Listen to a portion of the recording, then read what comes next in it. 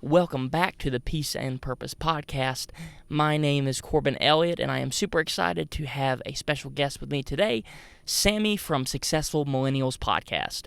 So, Sammy, the reason I brought him on is because he has experience in the corporate world, and which something I really wanted to bring into this season and incorporate it in some way before we get into the some of the later episodes.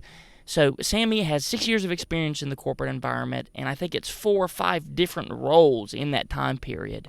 So although he wasn't in it for 30 years, he has a lot of experience navigating things to figure out positions that he likes more, and that's really the point of the season. So, great. Without further ado, I want to present to you Mr. Sammy. Let's jump in.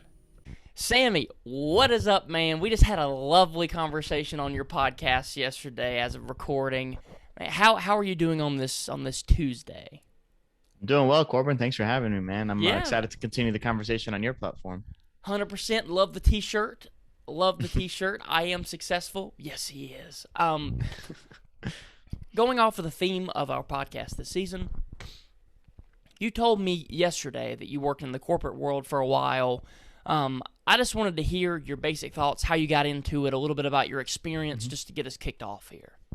Yeah, sure. I mean, I was in corporate for 6 years, but I had a lot of different roles. When I went to college, I was like most people, didn't really know what I wanted to do when I grew up, right? You're asked that at like 18 when you just had to ask to go to the bathroom 6 months ago. So it feels like it's a big decision to make. I did computer science for the sole purpose of figuring out like that can be in any industry, any job. So it's a very wide breadth. And so I was like, okay, I'm just going to go with that degree. And regardless of if I like it or not, I'll figure out a way to make it work. And that was what I thought in college. And when I graduated, I was like, oh, so let's now find something. And I found a rotational program, which was an awesome thing for me as an entry level. I was able to take multiple it was like 4 roles, each one 6 months, and you have like a 2-year, almost like a contract, but you're really a full-time employee there. So I was able to experience multiple different roles within the same company and figure out, okay, where do I want to land? And I landed in data analytics. I figured out that was something that I like numbers. I like seeing trends work. I like to see how things kind of play around. So after about 2 years, I was like, okay, I want to stay in the business side of that. But I transitioned into the IT side as well to kind of feed that the computer science background that I had. And I fell in love with kind of both sides of it. The IT perspective of being a business analyst and testing and figuring out something to make it work, we build a new data repository essentially. And then I went back into the business side in multiple different corporate careers in different companies. So I stayed in data analytics for about 4 years after I found that this is something that I like doing. And then ultimately in mid 2021 in June, I decided to take a step out and pursue, entrepreneurship and stuff. But it was really due to figuring out, to your point, like, what is your purpose of your career? And I identified myself with my career a lot. And then that kind of went to shit a little bit, excuse my language. But in one of the jobs that I had, I was just in a place where leadership really wasn't supportive and kind of felt like it wasn't really a place to grow in. And so then I started dreading Mondays. I started dreading Tuesdays, Wednesdays, and like just every day but Friday, it felt like.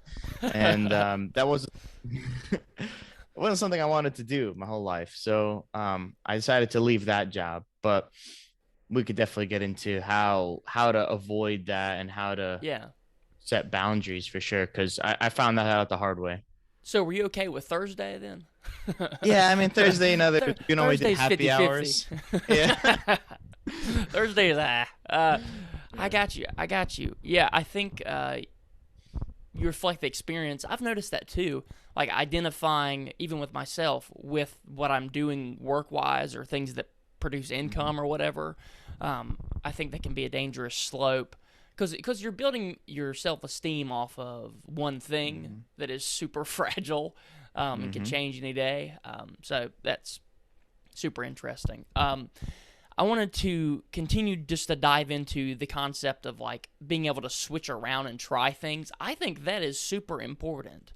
Even though, it didn't work out in the long term with everything, but like your ability to find a program that was just rotational like that. That's super neat, because I find when we're in school, we don't get to really try things as much. I mean, maybe you have an internship or something, but aside from that, it's very much in the class, theoretical, and that sort of thing. So how did you find a program maybe for somebody listening to the podcast that maybe just came out of school or is looking to sort of figure things out and get paid simultaneously? How did you find the program that would allow you to rotate? Yeah, and I would say people who are in college, if they're in junior or senior year, attack those career fairs. Really start attacking it in freshman year and just sophomore year to get used to how to make those pitches and understand you have like 2 minutes to make an impression on people who will meet hundreds, maybe even thousands of people. So your resume is literally going to be useless. You just have to just say something to connect with them. Maybe what I used to do is kind of hang around in the line a little bit and see how previous conversations would be with the recruiter or the person who works at that company and the people in line, and kind of see what things they smile at, what things they register as important. And then you try to figure out how your experiences or how your potential skill set can match with that, so that we can make a good opening impression, because like you only have a few minutes. So I got my internships and my first role, that rotational program, via the career fair at Georgia Tech, where I went to school. So I think it's amazing to be able to meet all those people. Just try to, again, practice what you're looking for, and then be open. I think when you mention change, a lot of people get scared of it, but that rotational program really helped me learn, like, okay, I can learn things fast and be able to scale up my skill set enough so that whenever I go to the next role, I'll be good. So really be continuously learning, and take pride in the fact that you want to be a good worker and a fast learner. And those two things will take you really far, in my opinion, in corporate. Gotcha. And it sounds to me like charisma is a big part of getting your foot in the door, like working on your ability to communicate with people, get along with them. Like, I think we oftentimes underrate we call them soft skills, and we're like, nah, don't even mess with those. Get in your coding class, but don't worry about the communication part. And I think especially in computer science, you probably have a head above people if you're learning to communicate really well with people. Yeah, So for that's sure. super cool. I think that's a good tidbit for people to pull out of this. And for me personally, I think, even though I didn't go the corporate route whatsoever, I think just the ability to try things, even within that environment, and getting to try different scenarios and actually note how you feel and whether you like it or not, and then make choices based off of that. I think that's important. And in this case, you can do it with the safety net of I'm getting paid at the same time. So that, is helpful for people that are going to be risk averse for trying that. I think it's super neat.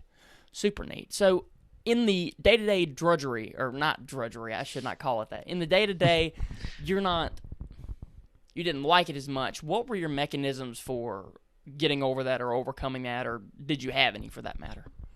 Yeah, I think especially it was tested the most during that about 6-7 month stretch where I realized that my second company that I was at, where I had that leader that was, in my opinion, really stunting growth and kind of eschewing the fact that it should be a good thing.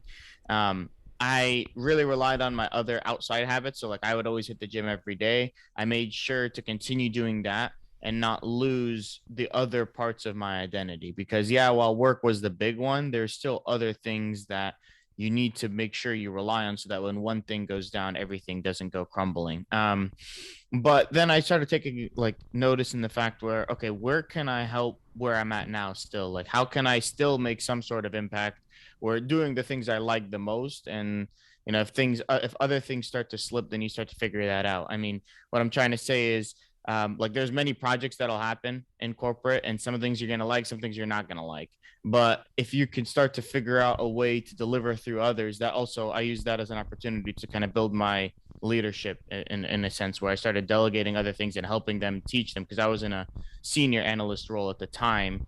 So I was like, let me learn how to do that better. And then, while I might enjoy working in Excel and Power BI and all these types of analytical platforms, I'm not getting as much out of that. So let me help go the other way and learn a new skill set. Because as you continue to learn in the beginning, everything is always fun, in my opinion. Because you're trying new things, you're learning stuff, you're trying to get better. You see the incremental progress faster. So whereas the other work may not be appreciated, you dive into something that you'll like more in that job, and then you just focus in on that more and more and more, and kind of take a mentorship role. So that's what I was able to do to kind of while looking for other jobs, and then eventually I went into a director management role, and that was awesome. My last corporate role was perfect for me. Um, it was really interesting. It was just the entrepreneurship bug hit me, and then I had to take a step away. But in terms of corporate roles, that was one of my favorites as well. What do you see as your purpose now? Like moving forward, like within your current business, within whatever. What do you see as your purpose?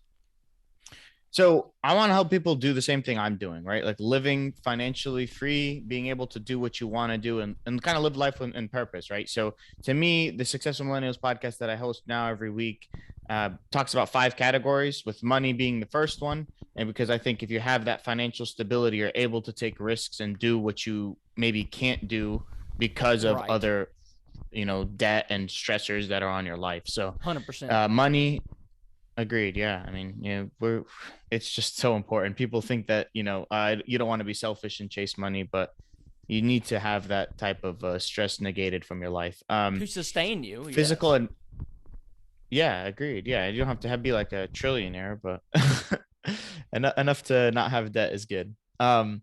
Physical and mental health. We both experienced mental health anxiety and issues. We know how important that is when it almost cripples you to do other things in your life. So I have that as number 2. But again, everybody has different rankings, but I think money, physical, mental health, leading a purposeful career, stuff we're talking about right now, surrounding yourself with quality relationships, and overall happiness are the 5 success metrics to me.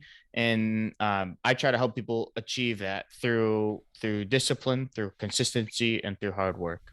Perfect. Well, where can my peeps find you? Where can we send them out to?